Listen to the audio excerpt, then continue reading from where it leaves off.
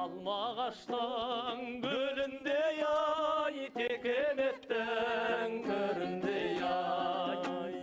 Өтір дәурен бара жатар, сіз бен бізге бәріндей ай. Уа шіркін, мен өзім осы көктемді сүйем. Кең далаға көз салсаң, шіркін-ай, гүл ме, қыз ба, айырғысыз. Бұл шаққа жететін не бар шіркін достар? Ерлан сөзінің зәредейді ағаттығы жоқ. Мен де солай ойлаймын. О сұлулық, тереңіне тартасың ау сен мені. Елмиражан, ішімді күйдіре бермей жаныма жақындырақ тұрсаңыз етті. Ерлан мырза, мен сізді бүгін танымай тұрғаным. Неге? Лебізіңіз көктемнің найзағайында жарқын шығады ғой.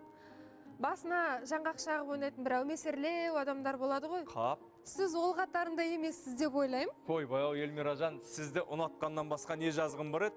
Көңілінде бір арамдығы жоқ, дүниенің шырынын жинаған, алағанат ара сияқты ешкімге зияным жоқ еді. Мені неге сонша сабаладыңыз? Балдың дәмін татса ғана тәтті. Қасықтап жесе жүрегіңе тимей ме? Ау жігіттер, бүгін қыздарға не болған? Қасқырдан ыққан қойдай, тіпті жанымызға жоламайды. Шіркін ай десеңші. Айдалада жолықсақ, қу жігітте бір, көкжал қасқырда бір. Қорқып тұрмыз.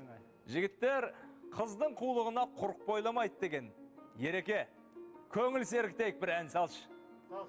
Я солай болмаса, мұна ару қыздардың қыртыс-тыртыс жазылар түрі жоқ. Беу.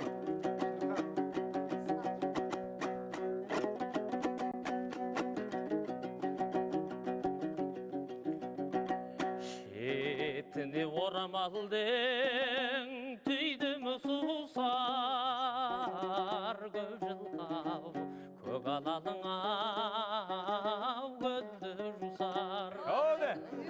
Кешегі ел қыдырған есер шақтай әнекен, бір жан салған ау жамбасы барау.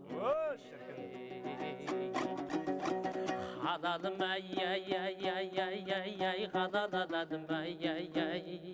Қадалым ай-ай-ай-ай-ай-ай, қадалалалым ай-ай-ай.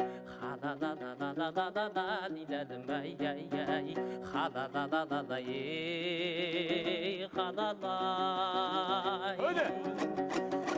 Қадалай, қадалалалайлау, алалалалайлау, қадалалалайлау.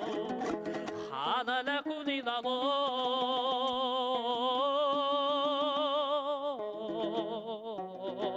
қанананананай.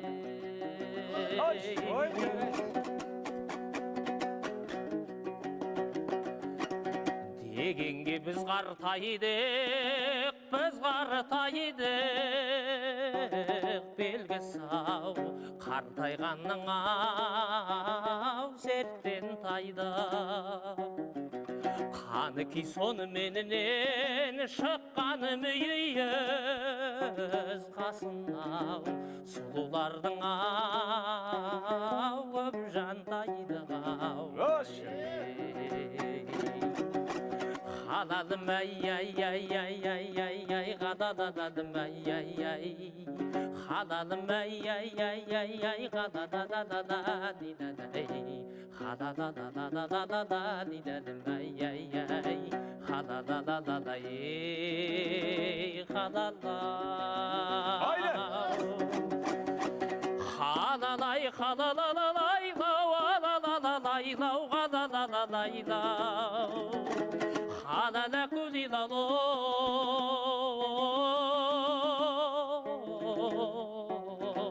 қанананананай. Ой, бәрекелді. Қиялыңды қанат қып, сұлулықтың әлемінде еркін самғағанға не жетсін шіркін. Пай-пай шіркін. О қыздар, арманның арғымағына мініп тағы да жеткізбей кетесіңдер ме? Жақындаңдар берірек. Ой, шіркін. Шықпаған жанда үміт бар. Біздің де бір айтарымыз болар. Пай-пай. Тақырдалада тайға мініп, тапырақтап адасып жүрсің бе жігітім? Кел қолыңды бер, мінгестіріп ала кетейін. Қабат деген ай. Қайда апармақсыз сонда мені, сұлу қыз? Тілімді қышытпаңыз жігітім. Сіз айтпасаңыз, өзіме қайтайын қайда екенін. Маған тимеген жылан мың жасасын деген, одан да әсем әуеніңізді тыңдасақ деп едік. Бәрі келді. Сіздердей сұлулар қиылып сұрағанда Талғат мырза тілектеріңізді жерге тастамайтын шығар. Шіркін-ай десеңші. Қарамаңдар қыздар ау киіміме, қарау керек жігіттің күйегіне. Бәрі келді. Мына күй сіздердің құрметтеріңізге арналады. Беу.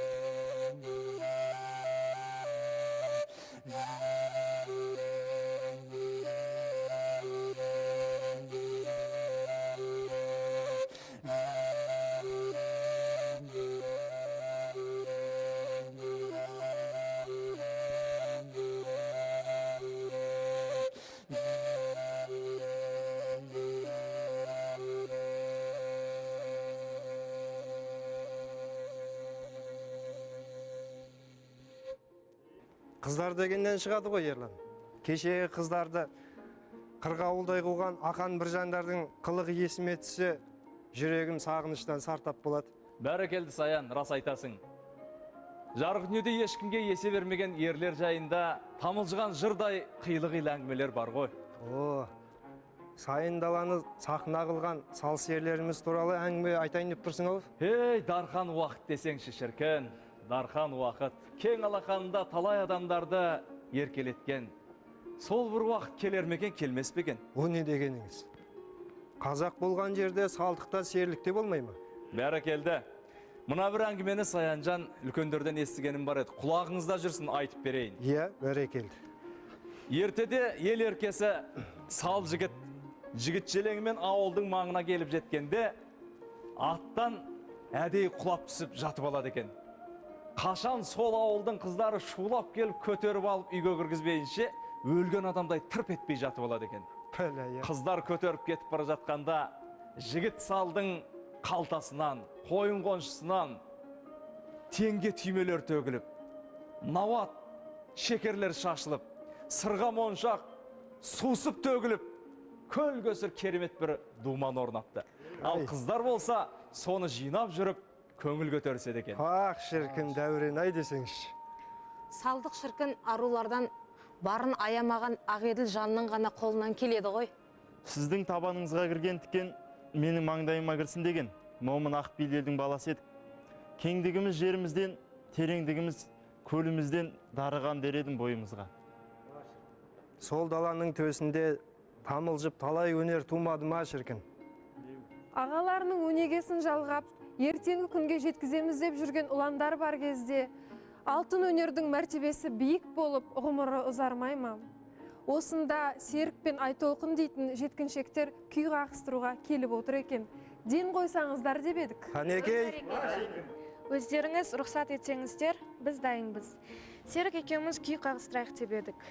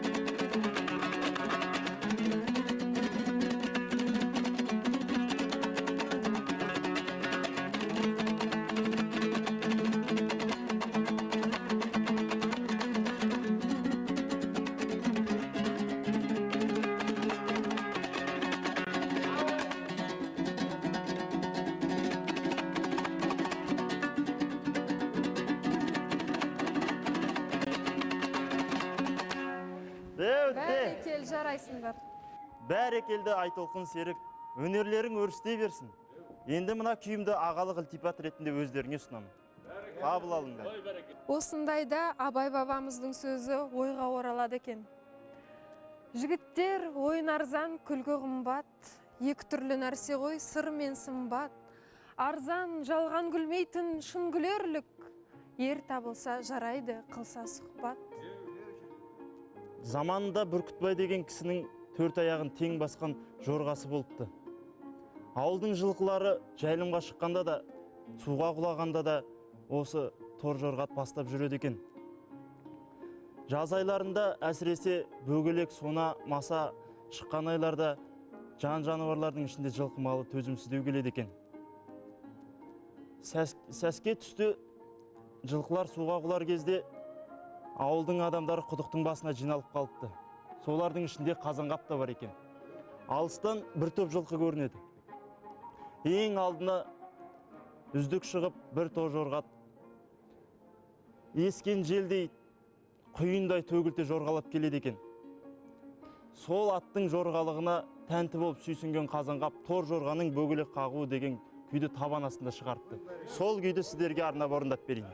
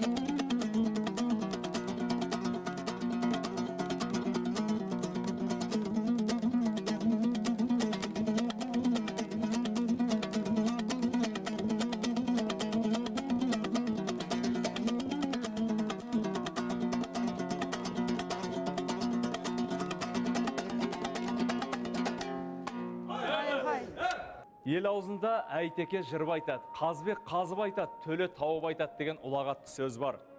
Осы бір ауыз сөз батырлық пен батылдық, даналық пен білгірлікті үлгетіп тұр емес пе? Рас айтасың, Ерлан. Жігіттің құны 100 жылқы болса, ар 1000 жылқы емес пе? Беу. Алтыбақанның маңында әнде жырда көңілде қонақ тапқанын білесіздер. Енді мақсат әкелерге арнап бір өлең оқсаң етті. Дұрысақ, әкелік парасат пен аналық махаббатты бойына сіңіре алмаған адам қасиет кие деген ұғымдарды қайдан ұқсын? Ай шіркін.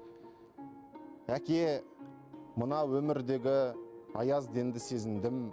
Жылулығың, қызулығың керек боп тұр өзіңнің.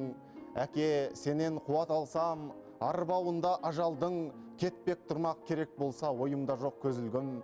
Әке, бірақ сен сыйлаған сөп сүйкімді жалғанда, орын жоқ қой түсінбедім мен сұнған талғамға.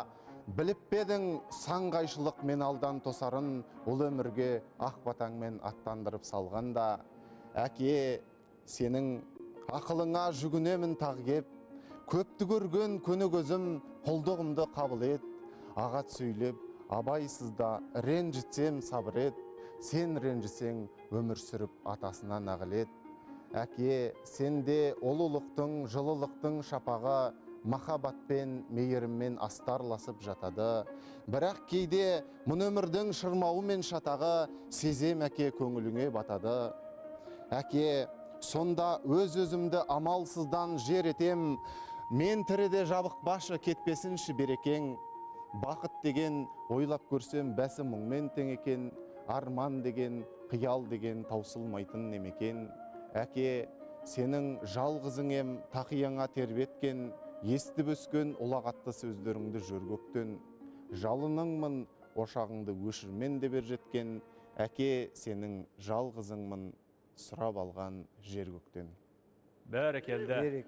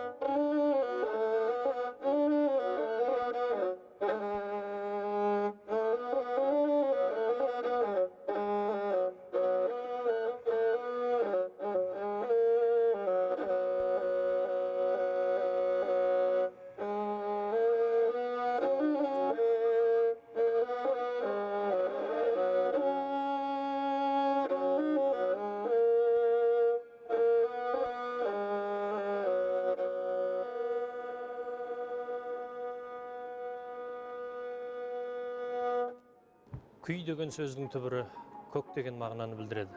Яғни мәңгілік көк тәңірінің дыбысы деген сөз. Ежелдегі қағандық заманында, қағанның ақ ордасында әрбір күнге 366 күй орындалатын болған. Соның ішіндегі ең киелісі Наурыздағы ұлыстың ұлы күніне арналған 9 күй. Сол тәңірлік 9 күйдің аты 9 тарау болған. Осы күйді қабыл алыңыздар.